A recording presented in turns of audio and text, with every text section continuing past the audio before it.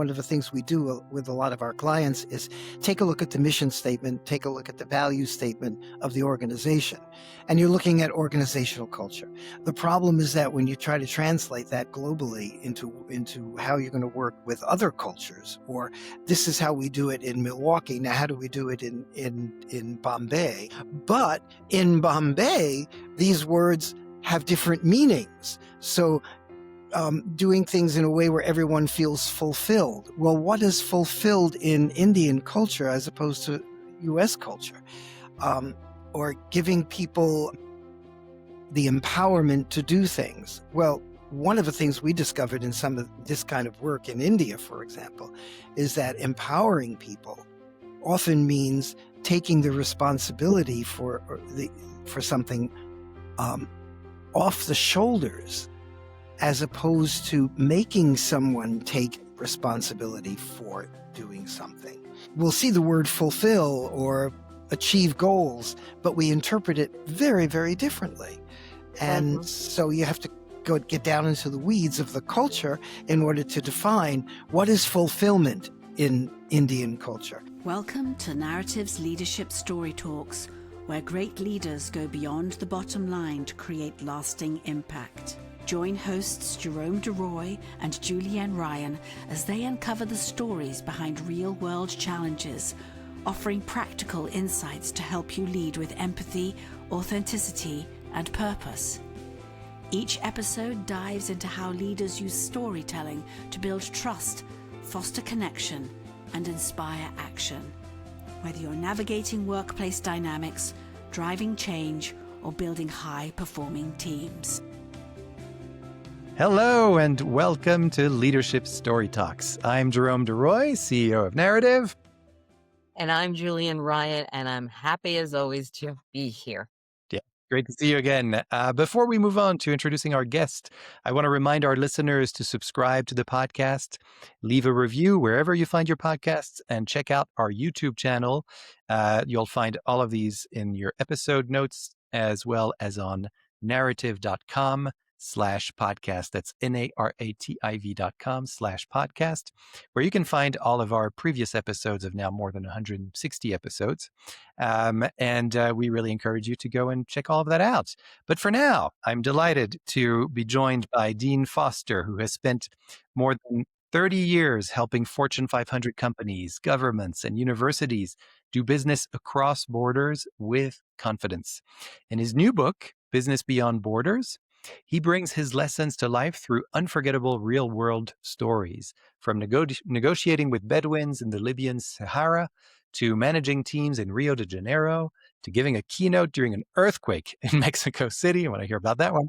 And even losing a government handler in Beijing. Actually, I want to hear about all these. Yeah, I know. Through these engaging experiences, Dean shows how cultural awareness and emotional intelligence can transform the way leaders communicate, motivate, and manage in an increasingly divided world. Dean has also lectured at Harvard Business School, Columbia, NYU, and Darden, and appeared on CNN, CNBC, BBC, Newsweek, USA Today, and the New York Times. He also hosts the Witty podcast, which I really recommend. Lots of fun at Whoops, Your Culture's Showing. That's the name of the podcast, where he explores the quirks and surprises of working across cultures. Dean, I could probably go on, but welcome to the show. We'll hear more from you now. Well, Jerome, I'm glad you didn't actually. Thank you. That was quite an introduction. Pleasure to be here. Nice to meet both of you. Yes, absolutely. Likewise. So I'm going to kick us off the way we always do, which is to ask you the question that we ask of all of our guests at the beginning of the show, which is, what is an experience that has shaped who you are today? Something that still kind of informs your thinking or influences you in some way? To dig deep and go back very, very far. We all have what I like to refer to as formative cultures, those influences that have created our identity. And that includes our culture. And that often gives us the entire framework for the way we see the world. And I have to say that the experience that was most formative for me set my perspective on culture for the rest of my life. It really kind of pointed me in the direction that I needed to go. And I didn't know that, but I eventually found that path. And looking back now, I know that that's what it was saying to me. And it was the fact that the stork plunked me in Brooklyn, New York. And that is a place that I think is one of the most multicultural places in the world.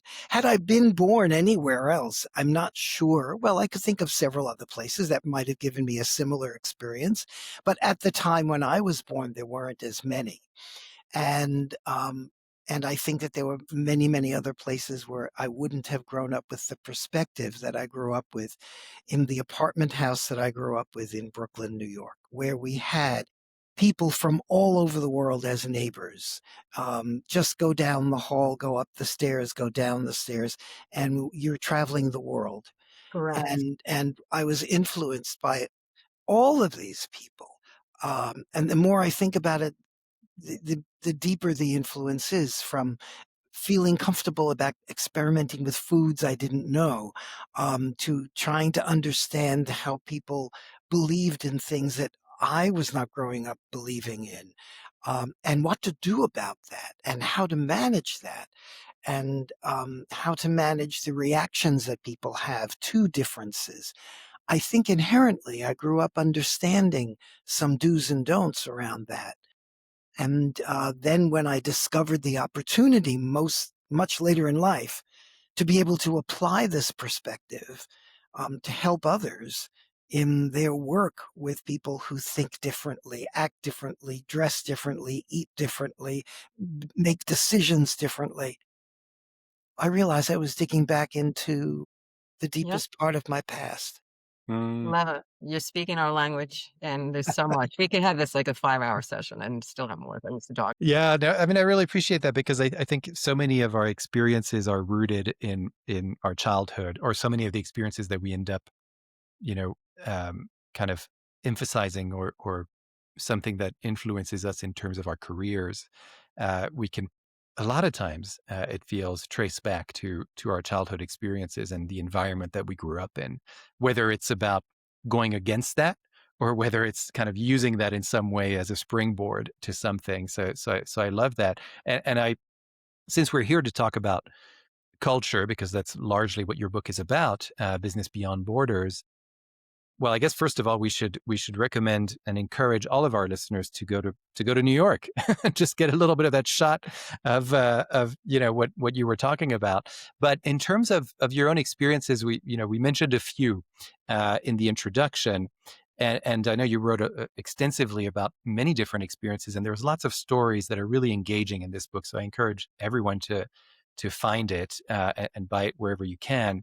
But I'm curious, for the purpose of this podcast, what's one moment from those travels, or maybe there's two, because there's a lot, I know. But if you were to put on an editing hat or something like that and said, what's a moment from those travels that kind of changed the way you think about leadership or communication? Those are some of the topics that we talk a lot about on this podcast. So I'm curious about that. Well, in all the work that I've done with other cultures, I've been personally challenged, Mm. in with some cultures and not with others. And I think, like the old saying says, "No pain, no gain." The ones that where you where you're challenged the most are the ones that make the changes the deepest. And so I think a very profound moment for me was when I was working and negotiating in Russia with Russians, who I personally, and this might be my own personal reaction, um, had a great deal of problems with. I found it very frustrating. I found it very difficult. And I had to go deep into trying to understand, through all of my cultural knowledge and through all of my growth as a culturalist, because that's how I view myself. Um, what is it about this particular culture that is driving me crazy? And what can I learn from this that will help me in my work and help me in my work with others? And I found that the work that I was doing with this particular Russian team was extremely difficult for me because I had expectations that they would behave differently based on my knowledge of Russian culture. And the team itself was behaving against all of those expectations. And it just proved to me once again that setting our expectations, our cultures set our expectations.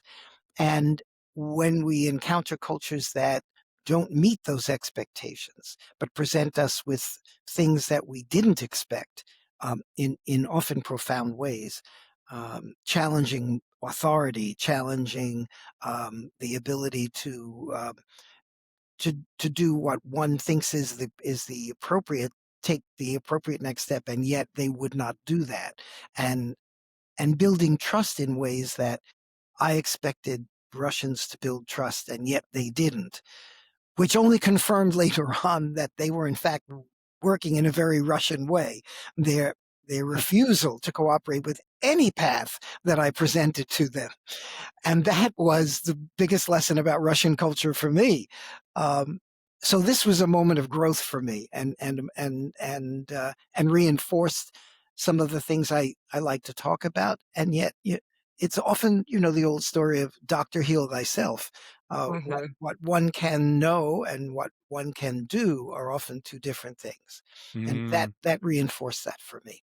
Yeah. This resonates because I worked at a school that were owned by Russia in New York, a proprietary school, and we had 80 nationalities and every different subgroups there, which was like being in the United Nations on every given day. Like I had to really take a step back and pay attention to behaviors, how things are approached with leadership, communications, transparency.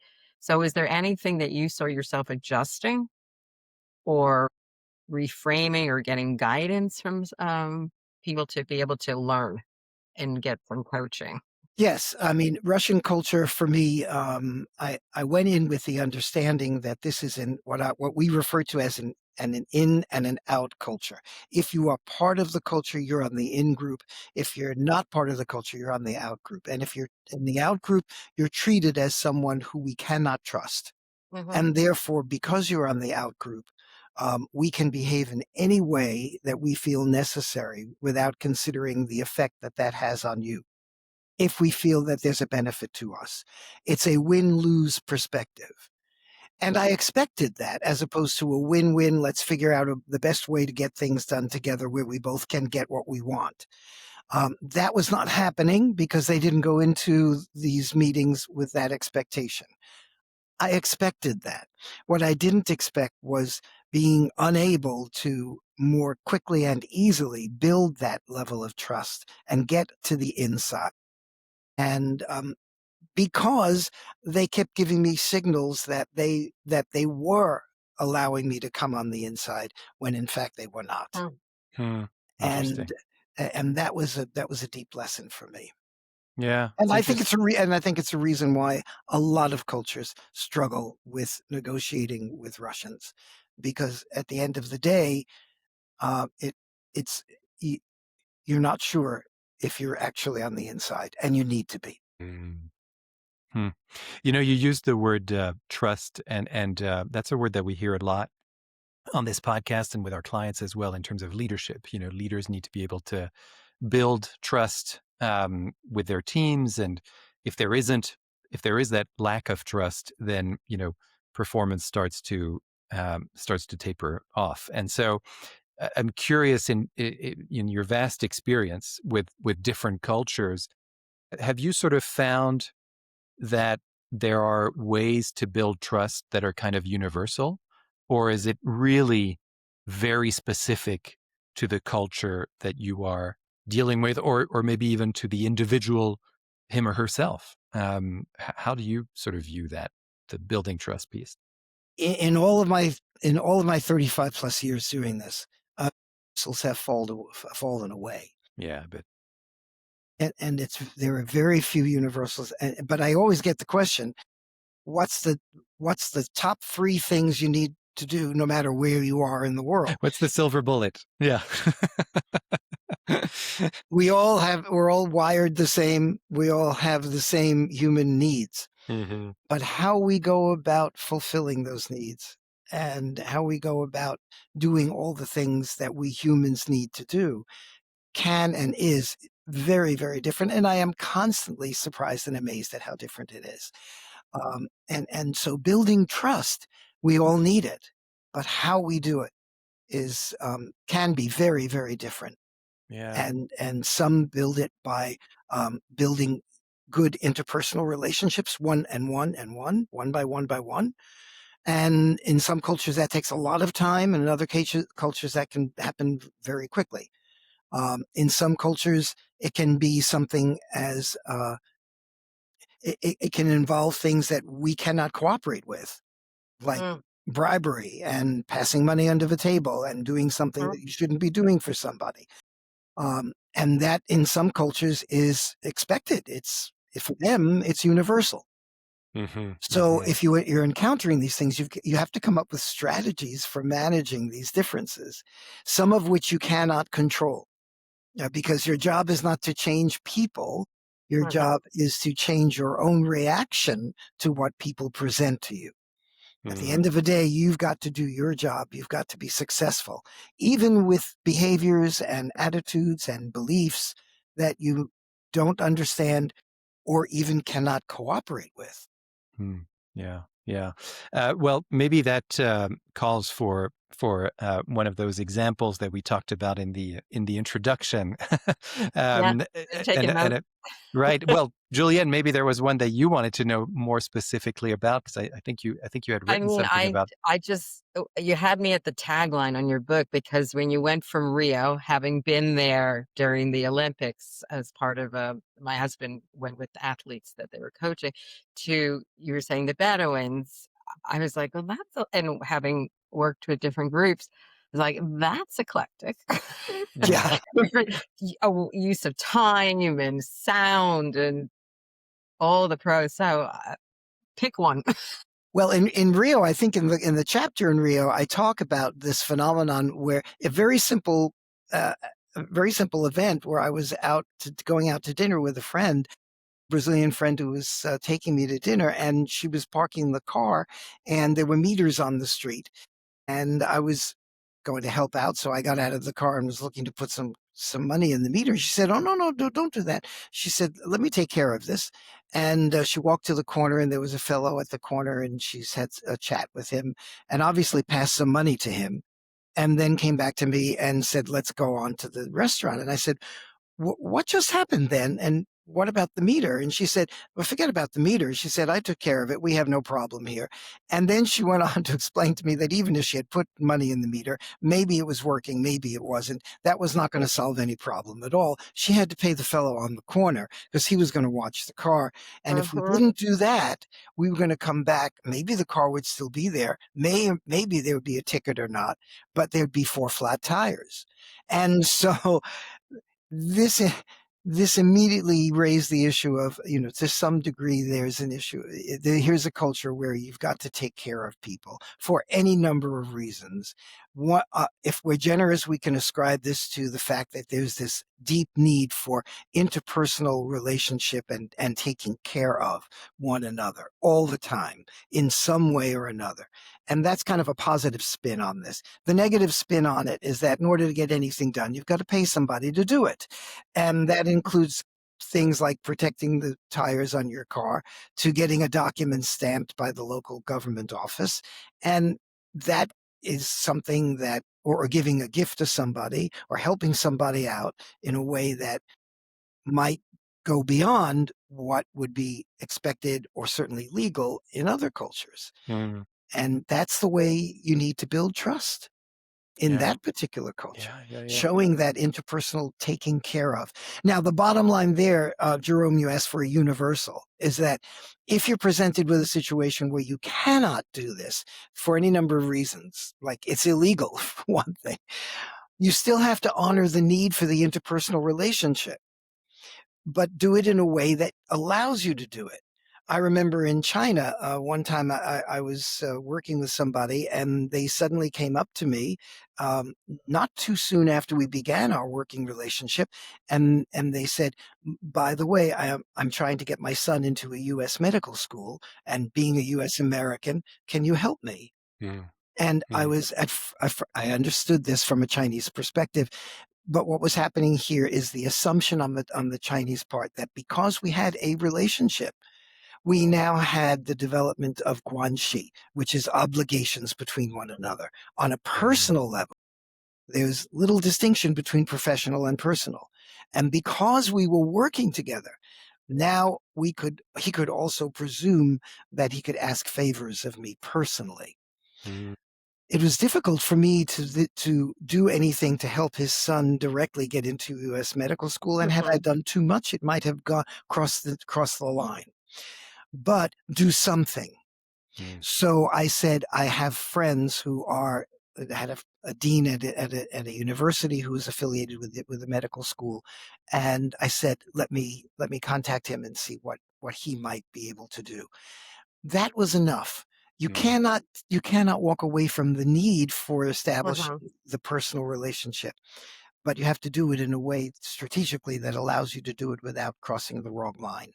Right. I love what you said about when you were talking about the positive spin on it. You need to take care of people, and those interactions are really important. It just made me curious about what everything you've learned from these various cultures that you've been in and negotiating and doing business with. I mean, do you see anything that translates into organizational culture? Because right now we're talking about, people culture and in specific countries and that kind of thing. Because that seems to me like taking care of other people. I could very well see that, in the values on a website of a company. We take care of each other. Now, whether that's true or not, where the evidence is, varies according to different companies. Some you can really see; it's very obvious that is what they stand for. But when you discover something like that, uh, I'm curious if there's anything that's translatable to the business world in terms of how leaders interact with their own cultures within an organization, and are these things that they should be paying attention to? How do you see that? But that's a really interesting point, because one of the things we do with a lot of our clients is take a look at the mission statement, take a look at the value statement of the organization, and you're looking at organizational culture. The problem is that when you try to translate that globally into how you're going to work with other cultures, or this is how we do it in Milwaukee, now how do we do it in Bombay? The words often translate lovely. I mean, everyone nods their head in agreement in Mumbai or Bombay or however you want to call it, and in Milwaukee.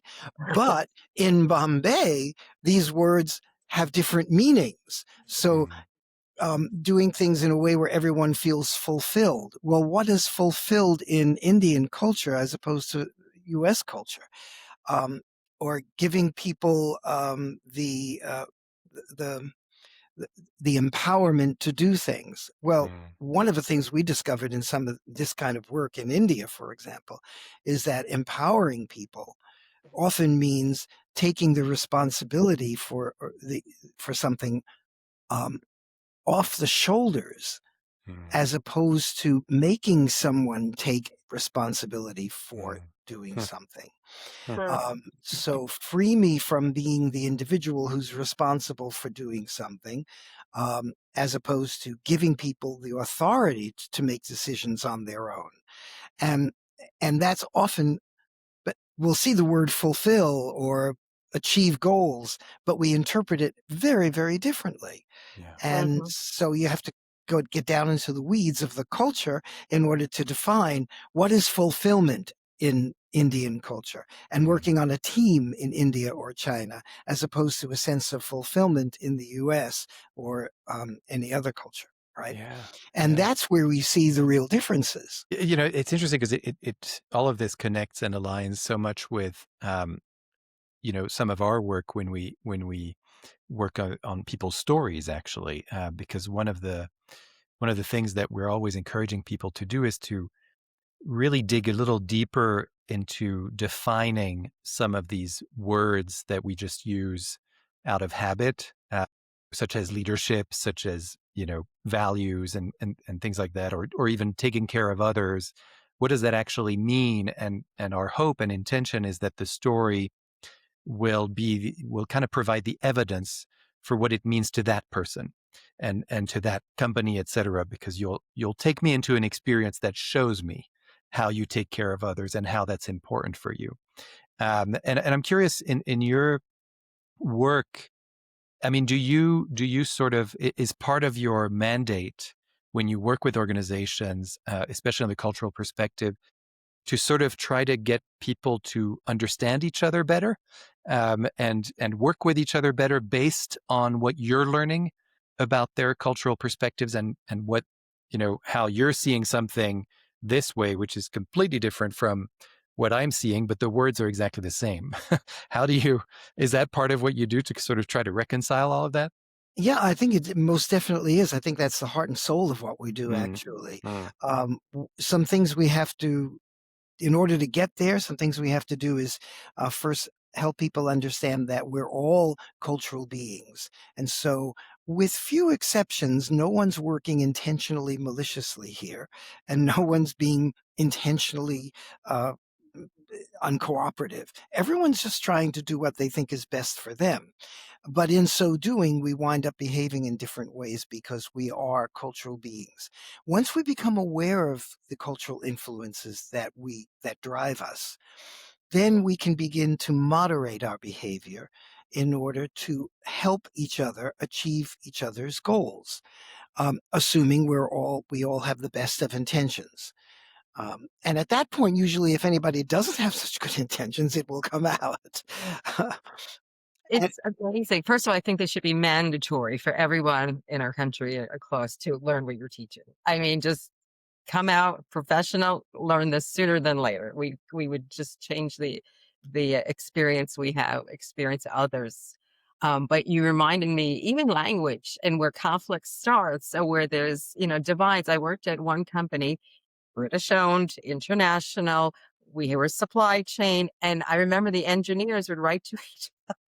And the UK were doing works of art. They used the word schedule and diary and bullet point. It was beautiful. The Americans' response, got it, on it. mm, And I was like, could you not give them a little more to work with? Because that sounded a little dismissive, maybe. And like you weren't taking totally serious that they had spent like maybe 30 minutes writing this thing to you. So I was like, just the nuances of doing that. But it's amazing what comes to mind of like the misses and where there's opportunities to sit down and say, this is how you're perceived, or this is how we can maybe massage the situation a little bit and just be aware, or sometimes and even then ignore. when we do misunderstand each other, we often then take the next step, which is to make a judgment about it, Mhm, which is, well, they obviously don't feel the same way I do, mhm, and it just keeps the division growing and growing. And you make the point, absolutely correct, that language is the first way we perceive this. And so language is not the most effective way to communicate. In fact, it's often a very bad way to communicate, or a very difficult way to communicate mhm. when we have language differences. And we have language differences, certainly profound ones, that are obvious, but we have real language differences even between English speaking cousin, what we call cultures, cousin cultures, right. Oh, cultures of yeah. similarity because of language and because of history. Mm. They can create some of the most difficult problems because the assumption is we're really not that different. So why should we be having problems? Um, Dean, I'm married to a Dubliner, so I get it.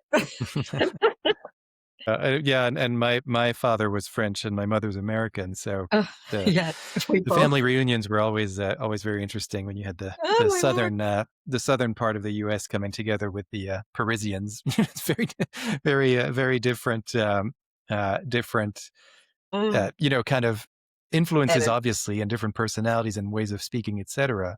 Um, but yeah, it's interesting how, I mean, family is one of those things where you're kind of forced to bring things together and figure out a way to communicate with each other and live together. Otherwise, bad things happen. But yeah, this is all fascinating to me, and I'm curious in terms of all the work that you've done. I mean, how does that you mentioned you're a culturalist a little earlier in the show. How do you even get to a point in your career where you say to yourself, that is what I am. I am a culturalist. And was this sort of a very organic process of getting to a point where, oh, wait a second, I've been doing this for 20 years. That is what I am? Or was it more sort of right from the start in your corporate career of saying, this is this is my lane. This is what I'm going to do? Because Yeah, it's not no, necessarily obvious. it wasn't obvious at all. It became obvious when, after trying different paths, and I think when I first started, nobody was doing this kind of work. There was some academic work around how different cultures, socioanthropological work on how different cultures do business in different ways. And it was absolutely brand new. We're going back to the 70s. Mhm. And my background academically is as a cultural anthropologist. And my dad said, "What are you going to do with a cultural anthropology degree?" And I scared the hell out of him. I said, "I don't know." I get it. I get it. Because at the time, while I actually did, I was doing work in cultural anthropology academically. I thought I was going to have a career in music. I was writing songs and playing the piano, but I was very young, and it really wasn't to be the career that I was eventually to have. Um, what happened was, because of this academic work, I realized that we could apply this to the business world if we could translate it for them in ways that made sense to them. And so we took some of the academic information about how cultures do business in different ways, and we organized it in ways where we could tell stories and translate it into, therefore, how can you be more effective in your work when you work in these cultures? And we started going to businesses and presenting this idea. And how do you develop people who have cultural competency in order to succeed, and why it's important? And here's the bottom line proof of that, because if you don't have that, it will cost you X number of dollars in mistakes that you will make. As opposed to, if you do have this information, you can accelerate your success in your global work. And nobody was talking about this at the time. And so for me, this was an epiphany that this was a business opportunity if we could make it happen. And we eventually, with tenacity, made the point. And this is now going into the 80s and 90s, and companies began to see the value in it. But that wasn't an automatic sell, nor was there a clear path for me as to how to do this. We were the only ones. And then when we started doing this, and as you probably know, as all entrepreneurs know, if you have a good idea, someone else has it also. The Right. time is right, the zeitgeist is right, and you're not the only one. And so very quickly we did have competition, which only helped us because we were Mm, all selling a new idea. mm, And that mm, was cultural competency. mm. And before that, before companies were really even doing much global work, that idea wasn't on the table. Right. So Yeah. it was fairly organic, and I saw an opportunity, and I grabbed um, what's the dog by the tail and Mm, ran with it, yeah. and Okay. the rest was history for me. Yeah. Yeah. Well, thank you for doing that and persevering in that tenacity, because it's really fascinating work, and the book is an amazing read. I really recommend everyone to read it. It's called Business Beyond Borders. It's available now. It's available since November 6th, I believe. Wherever you find books. We'll have links so that it's easy for you to find. As you may be noticing from my cadence right now, we're getting to the half-hour mark. So unfortunately, that means we have to wrap this up. But I don't want to leave without giving you the floor once again, Dean, in terms of if there's anything that you would like to leave our audience with, a thought, a reflection, or a moment, perhaps something that we didn't get to in our interview, but that you would like to leave our audience with. Yeah, I think it has to do with that question that I often get, which is, if you had to tell me one thing that I should know, the most important thing about working in any culture anywhere around the world. What's the most important quality? What should I realize? I have to say, cultivate a perspective of humility. And I am constantly reminded of this in all of the work that I do. I am a US American. I'm a white male from New York. That's who I am authentically. I cannot be otherwise, but I can be this person. You have to be yourself, but I can be this person with an understanding of what that means for someone who sees things completely differently from the way I do, who believes in things differently, who values things differently, and who translates all of those differences into day-to-day business behavior, which I may find frustrating, difficult, or do not understand. I will be able to work with this person if I choose to, if I have to, because, and only because, I give them the respect to be who they are and to show them that I understand, because I do think it's my job to understand their culture. So I think I do a pretty good job of that. I'm not perfect at it, but I do a pretty good job of it. And if I display a respect for who they are and what they do, and don't come in with all the answers, and don't come in with the only perspective, and don't come in with the way things should be done, truly and sincerely, with a clear and deep understanding of how that translates in their world, then I will have far more success far more quickly than doing the opposite. Mm-hmm. We Thank need you. to be, instead of seeing cultural differences as a problem to have to overcome, we need to see them as the gift they really are, which is an opportunity to see things differently and to solve problems in different ways that we may never have even imagined. And because of the different perspectives that are out there, it's like a box of chocolates. There's lots of new opportunities. So when somebody presents their behavior in a way that you cannot comprehend, or you don't, or not sure what's going on, or there's difficulties, somewhere in there is a hidden opportunity for learning something new that may help you in the way that you need to do things. So Love that. this guidance is creating a space for listening and learning first. Absolutely. Yeah. Absolutely. And that whole idea was impressed upon me the very first business opportunity we had to do this work, which was with a culture of great similarity. It was with Australia. And I thought that I would get clients who were interested in this because they were dealing with cultures that were significantly different. But Australia and the US are fairly the same, 90% the same, maybe 80%, but 20% or 10% different. And the difference, in fact, was the failure of the US American team to go into Australia and become mates with them, as opposed to people coming in, white knights with all the answers and all the solutions. And Wow. all they had to do was listen. Yeah. But that was a skill that had not been developed. Mm-hmm. And understand that in Australia, you need to be first a mate, and then you can do business with each other.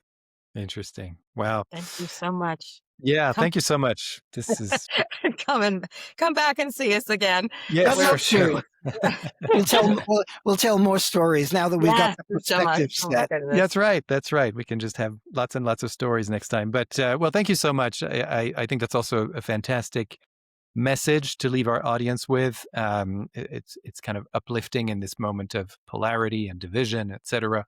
I think even within this culture that we're in here in the U.S., there's many differences and things that are dividing us in pretty important ways, and it can feel a little, we can feel a little helpless in front of that. And so I think this message of humility and listening is an important one. So thanks for bringing that up to me and to Julienne, but also to all of our listeners. So listeners, on to you. If you've been interested in this interview, we once again highly recommend Business Beyond Borders. That's Dean Foster's latest book. And it is available now. You will have links in the episode notes telling you where to find that book. And if you want to learn more about Dean's work as well, we're going to have some helpful links in the episode notes. So be sure to check those out, whether you're watching this on YouTube or whether you're listening to this on your favorite podcast platform. And also, if you've been inspired by this session, we talked a lot about stories and listening. Don't hesitate to go to narrative.com. That's NARATIV.com, where we offer opportunities for people to enroll in classes, either one-on-one training programs or for your company, or even courses that are on demand or in person. There's a variety of things that you can do with us. So don't hesitate. We're always here to listen to you and always happy to take on new challenges. So that is it for today.